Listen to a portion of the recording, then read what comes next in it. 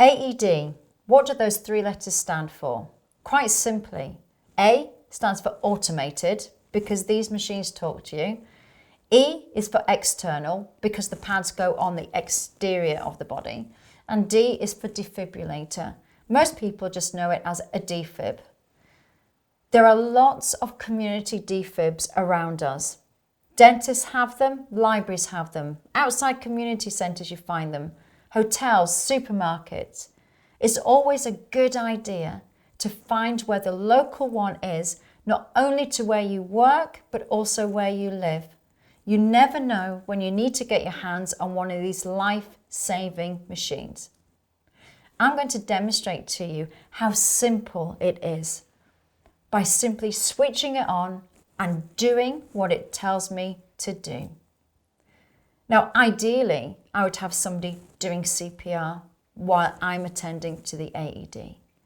But in this particular case, I am by myself, so I have to do it all. And you might find yourself in the same situation. There are many different AED makes and models. Some are yellow, some are red, some are white, some are lime green. They all work the same. Some might have an American accent, some might have a British accent. Some could be male voices, some could be female. They all do the same job and easy to use. So I've got a training AED with me today, and I'm going to switch it on and I'm going to listen to what it tells me to do. Now, this particular AED model has got a button that I need to press to switch it on. This might be the case in some other models. Some of them, you just flip the lid and it will start talking to you. But let's see what this one's going to say. It's always a good idea to keep it at the head of the casualty, so it's out of the way of you doing further help such as CPR. Training scenario. 1. Adult patient. Call for medical assistance. Remove clothing from patient's chest to expose bare skin. Pull green tab to remove pads.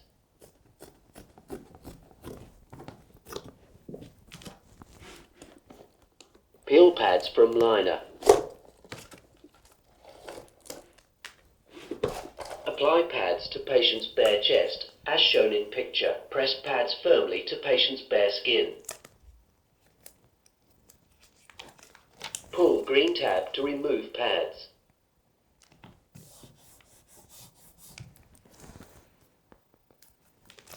Peel pads from liner.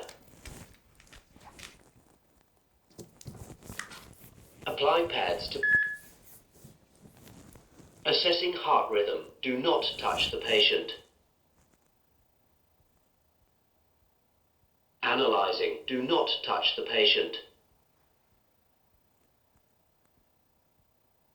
Stand clear of patient. Shock advised. Stand clear of patient. Press the orange shock button now. Shock delivered. Begin CPR. It is safe to touch the patient. Place overlapping hands in middle of chest. Press directly down on the chest in time with metronome. Remain calm. Good compressions.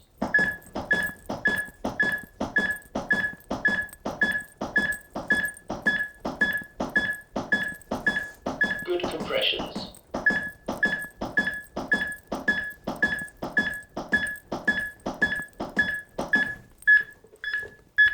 Good compressions.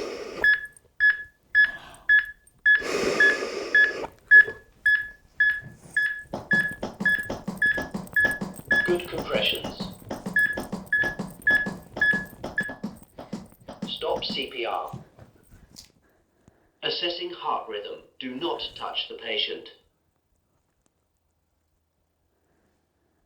Analyzing. Do not touch the patient. Analyzing. No shock advised. Begin CPR. It is safe to touch the patient. Place overlapping hands in middle of chest. Press directly down on the chest in time with metronome. Remain calm. Good compressions.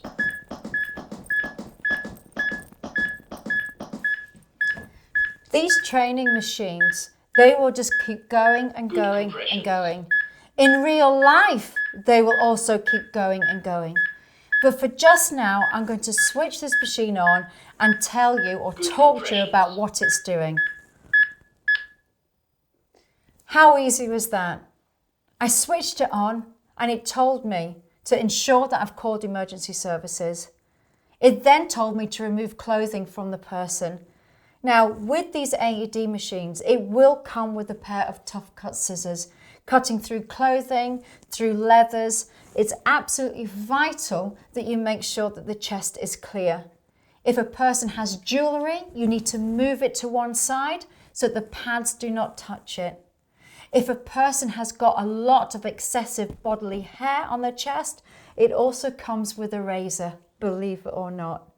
Before you put the pad on though, it's essential that you give it a quick shave just to get the excess off and then put the pad on. Otherwise, the pad will not stick. Here's some more good news. If it's wet, maybe you're outside and it's raining, maybe the person's just come out of the North Sea or swimming, or maybe they've come out of the shower. Now, it's absolutely fine if the person is wet from head to toe. It's also okay to put the AED machine onto a damp ground. But before we put the pads onto somebody that is wet, these machines will come with a small little towel, or you can just use your sleeve. It's essential that you dry the area just very quickly so that the pad can stick. You do not need to dry the whole body at all. What if this person's got a pacemaker? Guess what? It's absolutely fine as well. If somebody does have a pacemaker, it's normally over this side of the chest. You may see a little scar, you might see a little rise, but you still use the machine exactly the same. Absolutely essential though, that when you're using this piece of equipment, it has to be stationary. You cannot do it in a moving vehicle. In a train that is moving, it has to be stationary. And the person has to be on firm ground. Otherwise, it will not be effective. So what does this machine actually do? Once you have the pads on, it said it's analysing. Analysing what? It's actually analysing the electrical activity that you have or they have in their heart. Now, we're pretty amazing as humans. We run on fuel, but we run on electricity. Now, inside our heart, we've got millions of cardiac cells, and these cardiac cells, along with blood and oxygen and a few other bits and pieces, when it all works in harmony, the heart can switch on. The electrical current is perfect, and our heart will beat. But we have a person now that is not breathing. And if they are not breathing, the electricity in their heart is not normal. It has to be one of the following. You can see here in the diagram that number one, perfect. That's the sinus rhythm. That's what my heart is right now because I'm breathing. But we have a casualty who isn't. The heart rhythm could be, as you can see here, number two. VT for short, but it stands for ventricular, don't worry about this, tachycardia. The word tachy means fast, cardia means heart. It's when the electrical rhythm, you can see on the diagram here, it's going so fast. The heart says, I'm sorry, but the electricity is not good. And if it's not good, the heart will not switch on. Number three, the heart rhythm might look like a bag of worms shooting all over the place, as you can see in this diagram. This is what we call VF, ventricular fibrillation.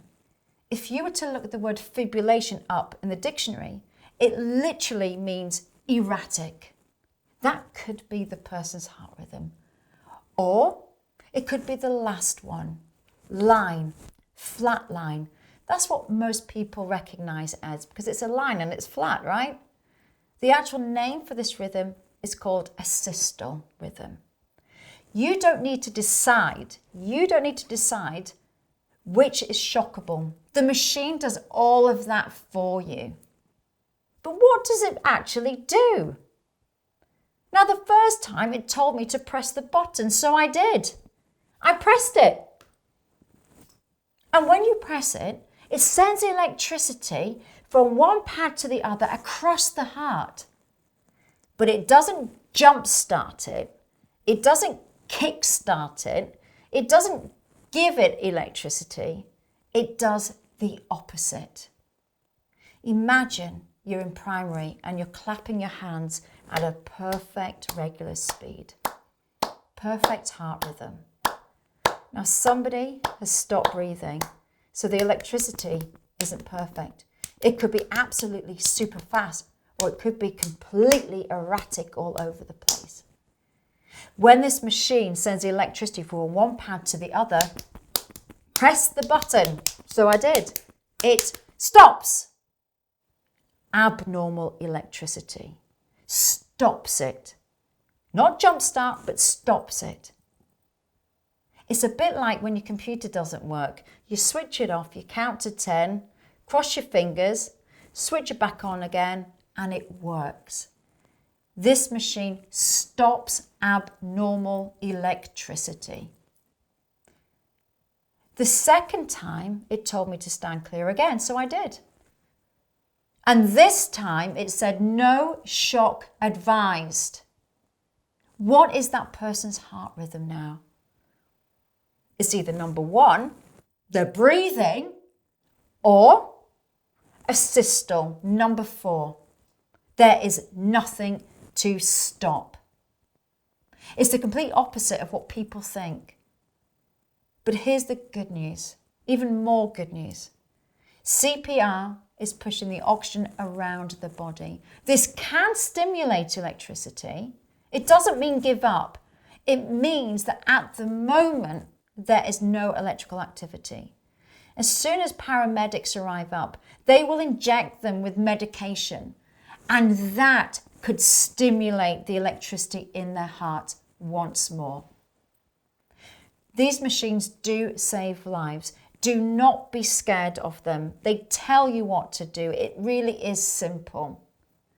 The quicker you get your hands on one of these machines and do CPR, increases the survival rate massively.